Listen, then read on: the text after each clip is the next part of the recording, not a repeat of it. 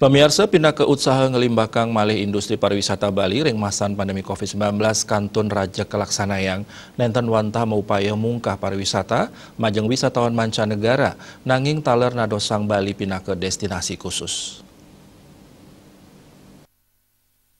Menteri Pariwisata dan Ekonomi Kreatif Sandiaga Salahuddin Uno mausang Provinsi Bali kerencanayang dados sentra wisata berbasis medis utawi medical tourism.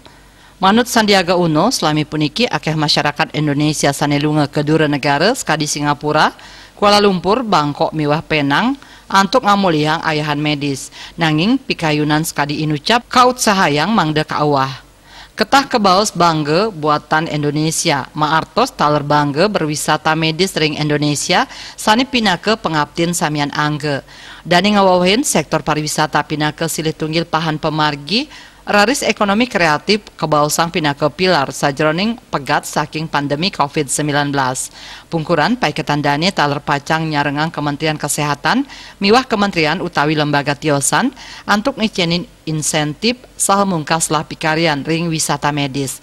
Wisata berbasis kesehatan utawi medical tourism wadin wisata medis puniki taler pinake pangupaya sani kaaptiang si denang yang rasa semangat ring tengahing pandemi selantur nyani sesampun pandemi kebaos pandemic winner.